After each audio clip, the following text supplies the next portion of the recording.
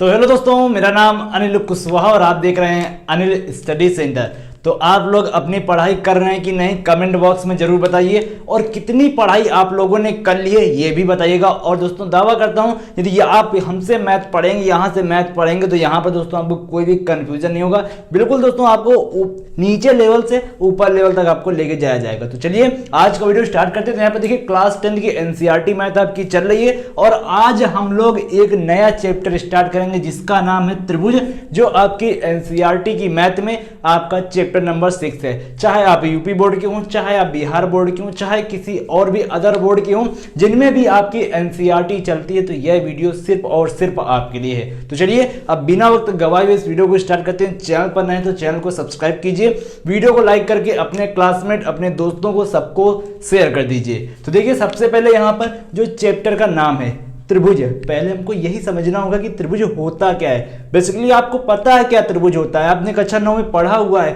त्रिभुज की सर्वांग समता में आपने पहले त्रिभुज के बारे में ही पढ़ा था, लेकिन हम यहाँ पर आपको थोड़ा सा कई चीजें आपको रिकॉल कराना चाहेंगे, इसलिए ये वीडियो आप देखते रहिए।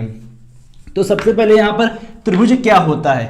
तीन भुजाओं से घिरी हुई आकृति को त्रिभुज कहते हैं। यहाँ पर थोड़ा सा एक चीज और आप लिख सकते हैं, तीन भुजाओं से पूरी तरह घिरी हुई आकृति को, पूरी तरह घिरी हुई आकृति को आप क्या कहते हैं, त्रिभुज कहते हैं। अब देखिए समझिए कैसे, जैसे कि आपकी एक भुजा ये हो गई, एक भुजा आपकी ये हो गई और एक भुजा ये हो गई। तो जो ये आपकी अंदर वाली भुजा जो इन तीन भुजाओं से पूरी तरह घिरी हुई है, तो यही आपकी क्या कहलाएगी, ए बी सी। यही आपका क्या होता है, त्रिभुज होता है। यही आपका क्या होता है, त्रिभुज होता है। अब यहाँ पर एक पॉइंट और निकल के आता है, जिसके कारण मैंने यहाँ पर पूरी तरह जो लिखाया हुआ है इसी में एक पॉइंट निकल के आता है। देखिए मैं एक यहाँ पर फिगर बना रहा हूँ, आपको बताना है यह त्रिभुज है कि नहीं। ए बी सी, बताइए दोस्तों यह आपका त्रिभुज है कि नहीं है। तो यहाँ पर आपका ये क्या है, त्रिभुज नहीं है। क्यों त्रिभुज नहीं है, क्योंकि यहाँ पर आपकी ये वाली जो यहाँ पर आपका पॉइंट है ये आपस में मैच मिल नहीं रहा है। और हमने यहाँ पर क्या लिखा है, पूरी तरह जो आपकी आकृति घिरी हुई होगी वही आपकी त्रिभुज होगी। अब आपकी वो ऐसे भी हो सकती है, किसी भी तरह आपकी बस मिलनी चाहिए, तीनों पॉइंट आपके मिलने चाहिए। ऐसे भी हो सकती है आपकी, ये भी आपका त्रिभुज है, ये भी आपका त्रिभुज है, ये भी आपका त्रिभुज है, लेकिन ये आपका त्रिभुज नहीं है। या फिर आपके यहाँ पर मिल रहा है, यहाँ पर गैप है, तब भी आपका त्रिभुज नहीं है। यहाँ पर भी अगर गैप है तब भी आपका त्रिभुज नहीं है। कहने का मतलब ये है कि आपके सभी ये जो पॉइंट हैं, आपके शीर्ष हैं, ये आपस में मिलने चाहिए, तभी आप उसको क्या बोलेंगे, त्रिभुज बोलेंगे। तो दोस्तों ये त्रिभुज के बारे में बात हो गई। अब यहाँ पर देखिए एक इंपॉर्टेंट चीज आती है, जो त्रिभुज के प्रकार होते हैं। सबको पता है त्रिभुज के प्रकार कितने होते हैं, एक होता है समबाहु, एक होता है समद्विबाहु, एक होता है विषमबाहु। देखिए अब यहाँ पर हम लोग डिस्कस करेंगे, थोड़ा डिस्कस कर लेते हैं पुरानी चीजों को, जिससे कि आगे क्वेश्चन आने वाले हैं उनमें आपको बहुत ज़्यादा हेल्प मिलेगी। फालतू में दोस्तों हम कोई भी चीज़ नहीं कराते हैं, जो चीज़ है वह आपको आगे यहाँ पर काम में आएगी, इसीलिए मैंने यहाँ पर ये कराया। त्रिभुज के प्रकार, तो पहला क्या होता है यहाँ पर आपका समबाहु त्रिभुज। समबाहु त्रिभुज, जैसा कि इसके नाम से भी आप समझ पा रहे होंगे, सम और बाहु माने क्या होता है, भुजा, जो आपकी भुजा होती है, और सम मतलब समान, मतलब कि जब आपकी सभी समान भुजाएं हो जाएंगी तो वह आपका क्या होगा, समबाहु त्रिभुज होगा। अगर किसी त्रिभुज की सभी भुजाएं बराबर हैं, समान हैं, तीनों भुजाएं बराबर हैं, समान हैं, तो वह आपका त्रिभुज क्या कहलाता है, समबाहु त्रिभुज कहलाता है। देखिए कैसे, एक भुजा ये हो गई, एक भुजा ये हो गई और एक भुजा ये हो गई। अब देखिए हमने क्या किया, ए बी सी। अब यहाँ पर क्या है, समबाहु, मतलब कि सभी भुजाएं बराबर, मतलब कि ए बी जो है वह बी सी के बराबर होगी और सी ए के भी बराबर होगी, मतलब कि ये तीनों आपस में क्या होंगी, बराबर होंगी।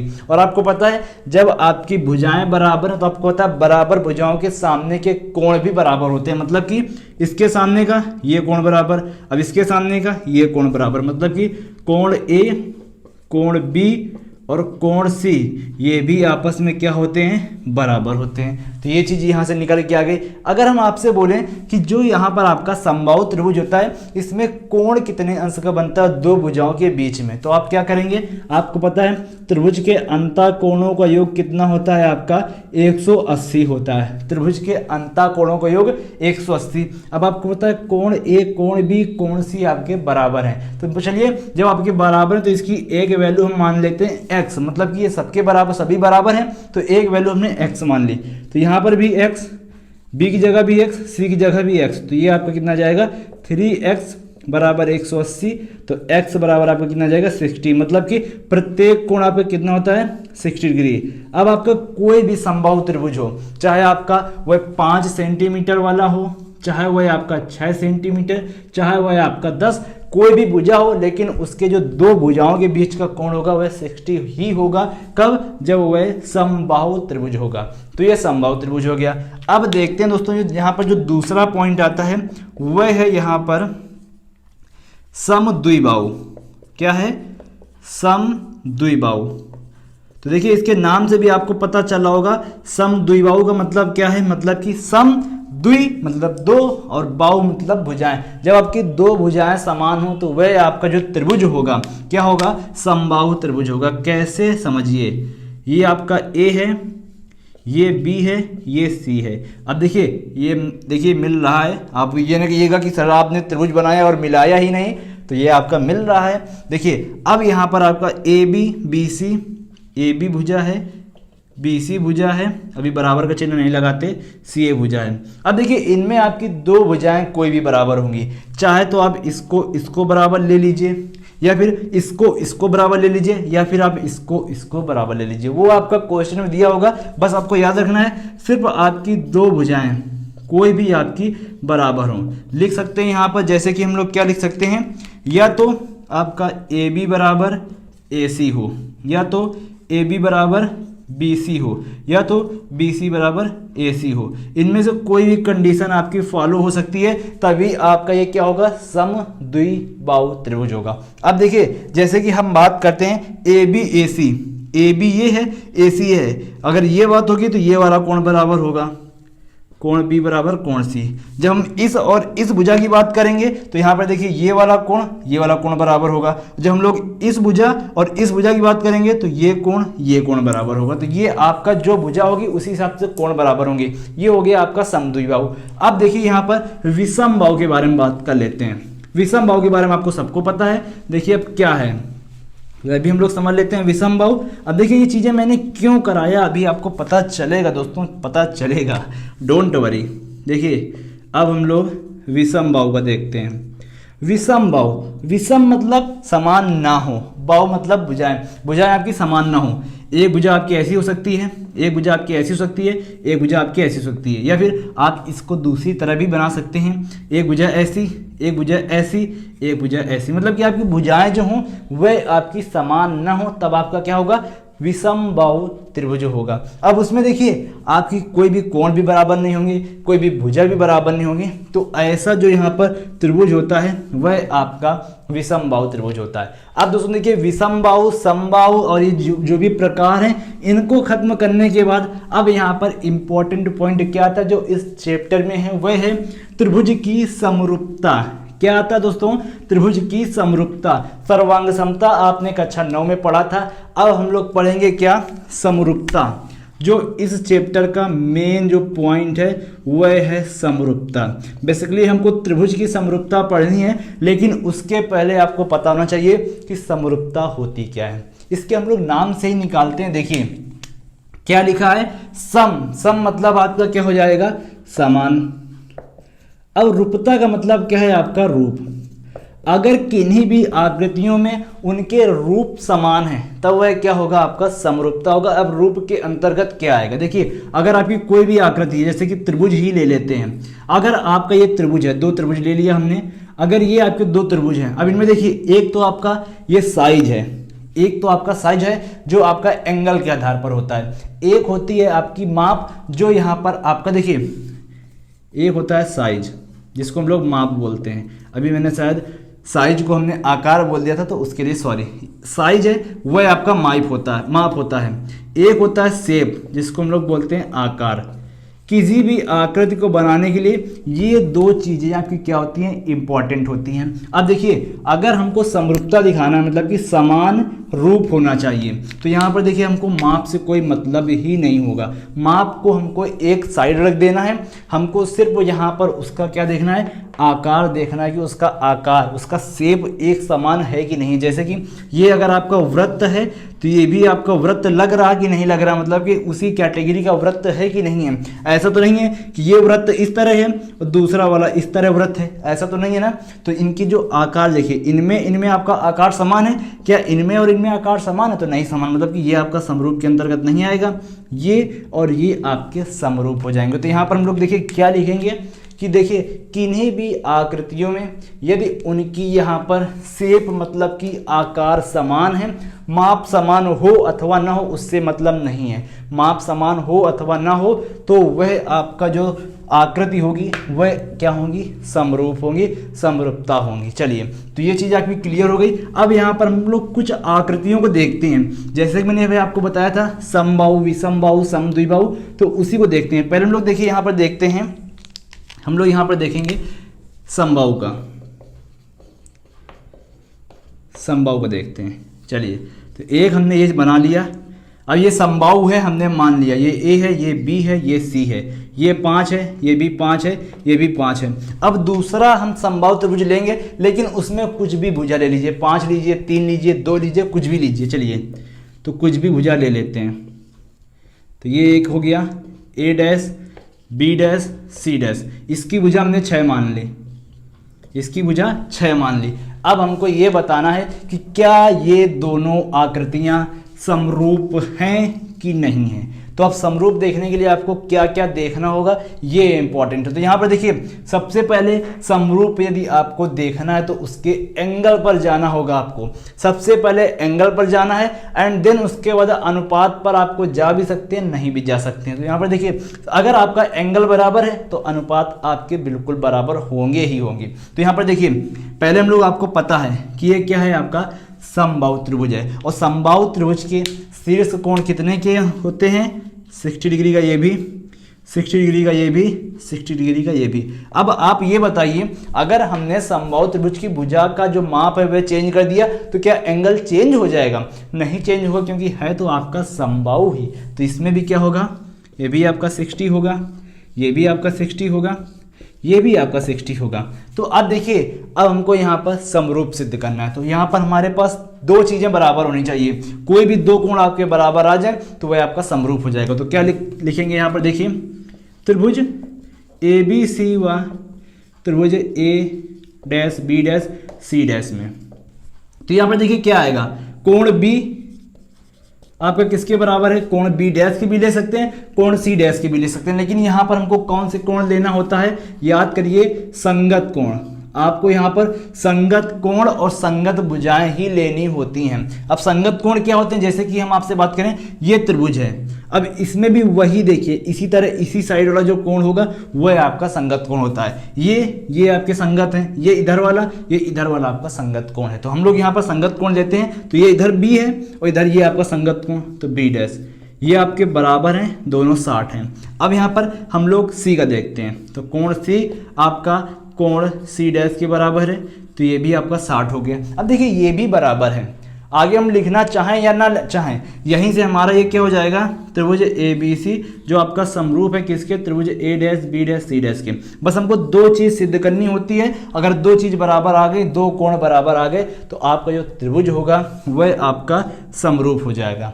अब देखिए, समरूप होने के बाद अगर आपका कोई भी त्रिभुज समरूप है तो उसमें आपकी जो भुजाओं का अनुपात होता है, संगत भुजाओं का अनुपात, वह आपका बराबर होता है। देखिए, संगत भुजाएं कौन कौन सी होंगी, तो यहाँ पर देखिए, ये इस वाले त्रिभुज की संगत भुजा है ए बी, और इस वाले त्रिभुज की यही वाली संगत भुजा कौन सी है, ए डैश बी डैश। तो इसका जो अनुपात होगा, जो अन्य संगत भुजाएं होंगी, जैसे कि हम बात करते हैं यहाँ पर बी सी, तो ये भी आपका बी सी डैश होगा, बी डैश सी डैश। फिर जो और भी आपकी बाकी की संगत भुजाएं होंगी, जैसे कि ए सी हो गया, और फिर आपका ए डैश सी डैश, तो इनका जो अनुपात आएगा वह आपका बराबर आएगा। अब इसको समझिए, आपको सिद्ध करके दिखाता हूँ कैसे बराबर आया। देखिए ए बी का मान कितना है 5, ए डैश बी डैश का मान कितना है 6, बी सी का मान कितना है, बी सी का मान 5 है, बी डैश सी डैश का मान कितना है 6 है, आगे ए सी का मान कितना है, ए सी का मान 5 है, ए डैश सी डैश का मान कितना है 6 है। तो देखा आपने, इधर भी 5/6, इधर भी 5/6 और इधर भी 5/6। तो यहाँ पर निकल के क्या आया कि हमको किसी भी त्रिभुज को समरूप बताने के लिए मेन चीज आपका क्या होना चाहिए, आपके कोई भी दो एंगल बराबर हो। अगर वह त्रिभुज आपका समरूप हो जाता है तो उसके वह आपके संगत कोण बराबर होंगे और यहाँ पर भुजाओं का जो अनुपात होगा वह भी आपका बराबर होगा। तो ये चीज़ आपकी क्लियर हो गई। अब यहाँ पर एक पॉइंट निकल के आता है, अगर सिर्फ भुजाओं का अनुपात बराबर हो, कोण आपके बराबर ना हो, तो क्या वह आपका समरूप होगा? तो इसका आंसर नहीं। समझिए कि एग्जाम्पल के द्वारा आपको समझाता हूँ। यहाँ पर बहुत ही अच्छा एग्जाम्पल है, आपकी एक्सरसाइज में भी दिया हुआ है। इसके बाद दोस्तों हम लोग डायरेक्ट एक्सरसाइज के क्वेश्चंस में चलेंगे, तो आप थोड़ा सा वेट करिए। देखिए अब एक एग्जाम्पल देता हूँ, जैसे कि हमने एक यहाँ पर वर्ग ले लिया, ये आपका ए बी सी डी, ये आपका एक वर्ग है, 90 होगा, यू नो वेरी वेल।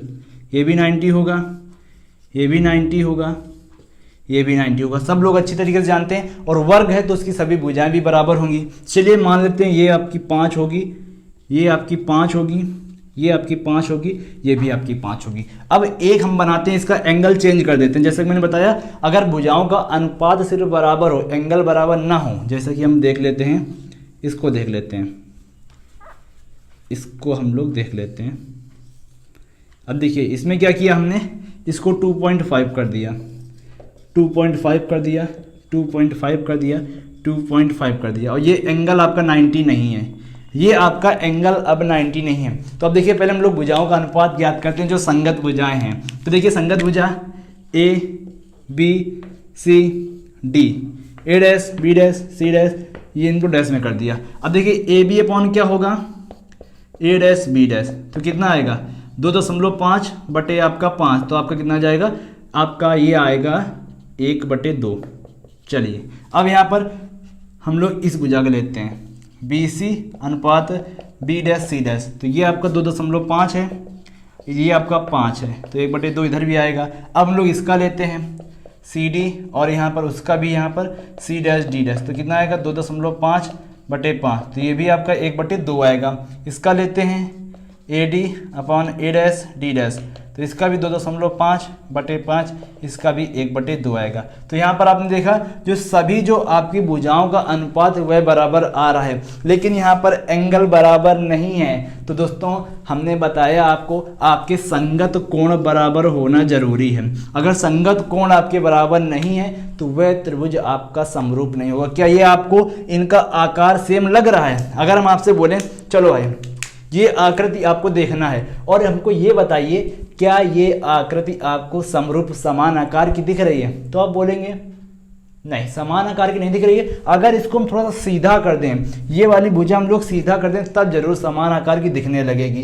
तो यहाँ पर क्या आया कि हमको एंगल 90 करना पड़ेगा। तो यही दोस्तों इंपॉर्टेंट चीज़ है कि समरूप सिद्ध करने के लिए आपके पास एंगल मतलब कि कोण जरूर आपके पास बराबर होना चाहिए, ये अब आपको याद रखना है। चलिए इतने पॉइंट क्लियर हो गए। अब हम लोग डायरेक्ट यहाँ पर चलते हैं एक्सरसाइज के क्वेश्चंस की ओर।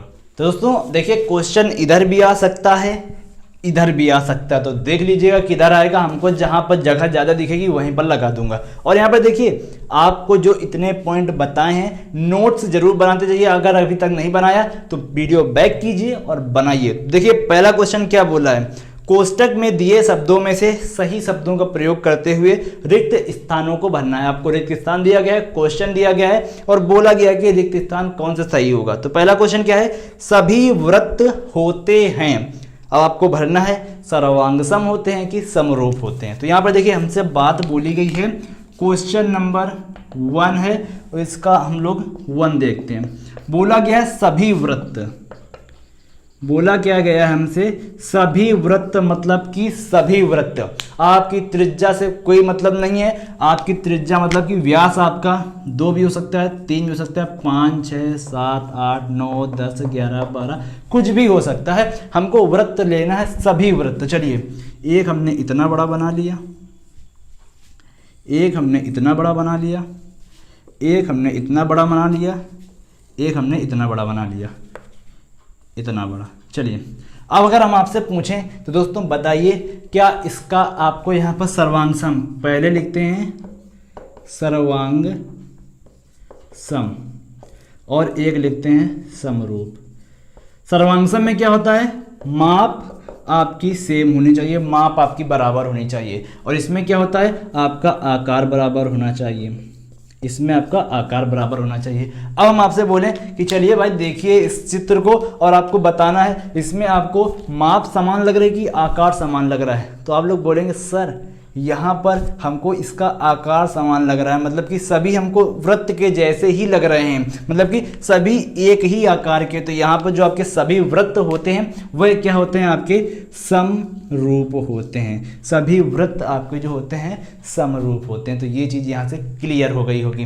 कैसे समझ सकते हैं इनको, ऐसे भी समझ सकते हैं, जैसे कि त्रिज्या है, अगर इसकी आपकी 5 होगी, इसकी आपकी, देखिए अब इसमें त्रिज्या से मतलब ही नहीं है, क्योंकि यहाँ पर देखिए फिर मामला गड़बड़ जाएगा। हमारा जो यहाँ पर चीज़ मेन है वह आकार देखना था। त्रिज्या लेंगे, इसका इसका और इसका और इसका अनुपात आपका बराबर आएगा जब आप यहाँ पर तुलना करेंगे। तो ये चीज़ यहाँ पर आपकी वृत्त के केस में क्लियर हो गई। अब देखिए दूसरा क्वेश्चन देखते हैं। तो देखिए दूसरा क्वेश्चन क्या है, सभी वर्ग होते हैं समरूप होते हैं कि सर्वांगसम होते हैं। देखिए सभी वर्ग, एक वर्ग हमने बना लिया इतना बड़ा, एक वर्ग हमने बना लिया इतना बड़ा, और एक वर्ग हमने बना लिया इतना बड़ा।